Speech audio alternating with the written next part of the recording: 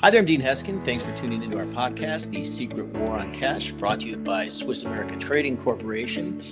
I have with me my co-host, Chris Agelastos, here today. Chris, how are you? Doing well, thank you. Well, you're looking good. We are, I'll we're take that. literally halfway through the month of February already, I know. 2026. Very warm here in the Valley. Spring training, I think it starts up here pretty quick. I don't think it started yet. I think in the next week. Nonetheless, we'll have a ton of people coming in to watch a lot of spring training baseball. So we've got Sure. that to look forward to.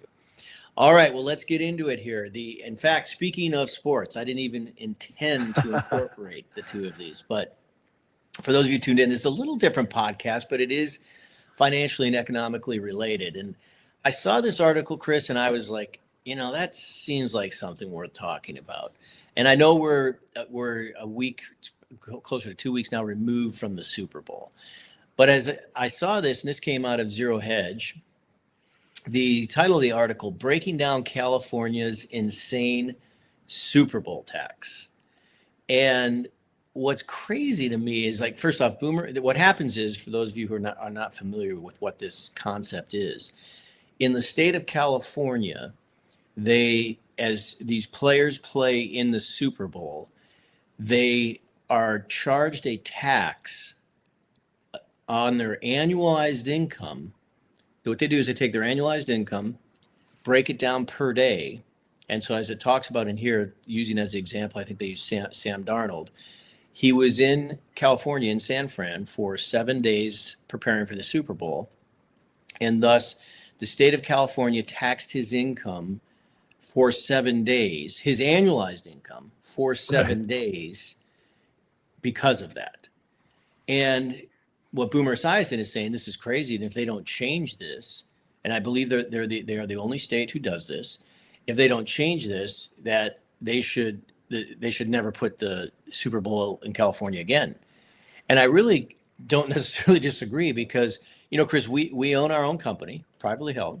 Okay, we have employees at our company, and as I was reading this, thinking about this as an employer, if we were to hire a new person today, as you know, what's involved with that, because that's basically what they're doing. They're kind of saying, we're hiring you to exist in our state for 7 days by way of taxation.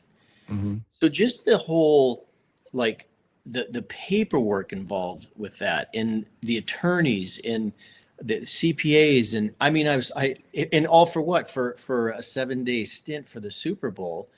Yeah. I'm like, this is the craziest thing I've ever heard of. And the bottom line is that, you take each team. I don't know what the NFL has now. I think they're 50-man rosters. I'm not 100% sure, but let's just say it is for discussion. So you have 100 players there. And that, by the way, I think it's just players. I don't know if this goes into, I don't remember seeing if it goes into anything with coaches and other Mm-hmm. personnel or staff. But here's the point. California, financially, their state is underwater on steroids. Okay. Yeah. They would need 2 million football players for this to even move the needle whatsoever. And so it speaks to, like, the insanity of the state of California, and B, probably the desperation of California, where somebody thought this was a good idea. And I know, like, the average person, and I hate to use this show, I hope this isn't offensive to people, but the more liberal minded people, because Mm-hmm. I have friends who think this way. Oh, they make so much money anyways, who cares? Right. Okay, well, look, yes, they do make a lot of money, but they chose that path. They chose that career. They chose that profession. But again, it doesn't change the fact this, to me, is absolutely crazy, literally insane. Yeah. It's funny to me that these states don't catch on, these high tax states. They see how many people are leaving their states. Look at New York. A lot of people have fled there over the last several years, and a lot of them go to Florida, Florida. It seems a a lot lot of of Californians go to Californians. Texas. That's right. Yep, Texas and or Arizona. We get a fair amount of them here too.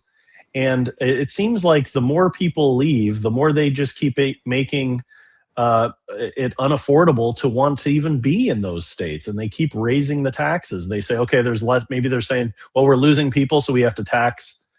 Find creative ways to tax. But I think really, if all they did is bring their taxes down to an average level with the rest of the country, then people could live where they want to live and not necessarily have to make decisions based on their income. And a lot of athletes, I know for a fact, a lot of athletes live in states other than where they play, partially because of tax reasons. There are a lot of athletes that live in Florida or Tennessee, for example, and then they'll travel for their work because they have to pretty much fly someplace every week anyhow, and live like remote workers because of some of the insane taxes in some of these other states. And this is a way where California obviously is trying to get around that and say, well, you can leave, but if you come back here to play at all, we're going to still get a piece of your money. But I think they need to realize that the way you get customers is by doing a good job for your clients. And I think the states need to realize that their tax base, those are their clients. And make your state hospitable, make it a good, healthy, clean, safe place to live, make it affordable and in line with other places, and people will flock to you. You won't have to try and trick them and steal some of their Super Bowl earnings through a creative tax. Right. Well, like the math, how they broke it down here, it's just they say the players earned 178 grand for that game. Okay, yeah. But the tax assessed to them was 200 and what did they say? 200 about 250,000 approximately for Sam Darnold, 250,000 based on his income, which means that his 178 grand that he earned for that game, he will actually end up losing $70,000. So even somebody who might be a little more, again, of that, we'll call it liberal persuasion where, they make a lot of money, they should be taxed, et cetera. I mean, I don't know where, I hate using the word fair, but that word will come up. It's not fair. They make this and they make that, et cetera. Where in the world is it fair where somebody who played in a game, was getting paid for that game, actually at the end of the day had to pay $70,000. And I'm laughing, Sam Darnold, I doubt he's listening, but if he is, I apologize because it really almost make you want to cry. He literally had to pay $70,000 to play in that game. Over 100% tax. How is that, fair? It's or equitable, It's unbelievable. But again, in today's day and age, it's not unbelievable. And this is not even related, but our next article here, I'll have CC put it up. Yeah. It speaks to just, again, and this is where, we talk a lot about the US dollar, how our economy's in trouble and all the concerns about that. And it's not just us. Goldman Sachs talks about it. JP Morgan talks about it. You go right through the whole list. And yes, this seems to me absolutely crazy, California with their tax. Well, the same thing in this next article, struggling AI startups kept afloat despite never becoming profitable. And this is, again, just another thing where you want to be encouraged and think that, okay, the U.S. economy is going to reverse, the U.S. dollar is going to reverse, people are going to start buying our treasuries again. I don't think that's going to happen. And this speaks to, think of these investors out there. And this is the part as I read this title or the headline of this article here, Chris. Like, think of the average investor out there who, knowing these companies don't make money and have never made money, and they're buying air, basically, kind of like the .com boom. And the investors saying, you know what, I think this is going to be good. And they're putting their money into something that is not profitable. And they're doing that based on the fact that, okay, this is the future, this is technology, et cetera, et cetera.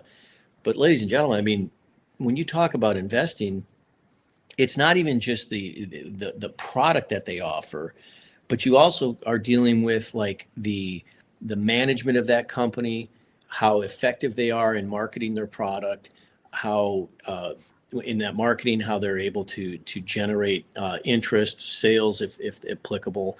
And these AI companies aren't doing that. And it's like, I, as we've talked about before, Chris, I watched people suffer through the .com bubble bursting. And I spoke about this, I think roughly a year ago. My brother-in-law asked me about like NVIDIA. And what I thought of it, and I said, listen, people are buying it. It was setting records at the time. I said, but understand something, there's no substance really holding up the value there. So, at some point, if people, for whatever reason, decide, I don't think this is good, who knows where the bottom is? And kind of, to some extent, Chris, what we're seeing out of crypto and Bitcoin right now. Yeah. Yeah, I think that people need to realize the average investor. I understand that there are day traders that they make their living getting in and out of stocks, and they can ride something while it's running up, get in and out relatively quickly, and if they make good calls, they can do all right. But the average person doesn't have time to follow their portfolio 10 or 12 hours a day and stay on top of all of these things, right? We're too busy working to try and make some money to throw into our 401k and then hope that it's invested properly. So I just caution people about, hearing the AI buzzword and thinking that anything attached to AI is going to be a good investment or profitable, because it's just not the case. And for the last several years, AI has been used to say, we're not going to need employees anymore. We're going to be able to work, 1 or 2 days a week instead of 5 days a week and be just as productive. And, hopefully some of these things do come to fruition, but overall, I think it's going to be a small percentage. And just because somebody is in the AI space, that doesn't mean that it's a well-managed company that has a good, solid base that is going to be able to build and grow and return a positive investment. They mention in here how much of the funding comes from, federal funding, for example, and even hedge funds that are dumping money in early on to make where maybe they can make a profit on the run up of the price because of the hype, but then they can also get out quickly where the average investor isn't going to do that. And so I think it said that most about 30 or 40% of these AI startups, about 30 to 40% of the cash that these AI startups receive is used just to get the business started, because of all the expenses with the servers and data farming and all of the equipment necessary. So it's, yes, you can hit a home run if you pick right, but you're not going to hit most of the balls that are coming over the plate. So people really need to be careful with it, and either do a little bit of research or maybe stay out of that marketplace altogether. Right. Well, and we don't have to belabor it, but keep this in mind as well, Chris, that at the end of the day, these startup AI companies are competing with Google, Meta, Grok with Elon Musk, and basically the powerhouses, the big boys out there. And it's difficult. How do you do that when, again, like you said, 30% of their money is just going for startup capital, but then on top of that, as we just kind of live through with Grok and with ChatGPT, et cetera, they have the wherewithal where they can facilitate a working model that isn't profitable because they have revenue coming in from other areas. Yeah. So that people are accustomed to the utilization of their AI basically for free, and they're not going to want to pay for the other companies' AI, and that's they need revenue somehow, some way. Right. It's a difficult waters to navigate, if you were to ask me. So, all right. Well, thank you, Chris, and thank you for those of you who are tuned in. If you'd like some more information on what you can do to kind of protect yourself against some of these pitfalls in the economy with our financial markets, specifically by investing or involving yourself in gold and silver, please contact our office. You can call or text at 1-800-289-2646, or you can visit us online at www.swissamerica.com. Thanks for tuned in. If you're not subscribed, please do so, and we look forward to talking to you again here more in the future. Have a great day. Yep. Take care.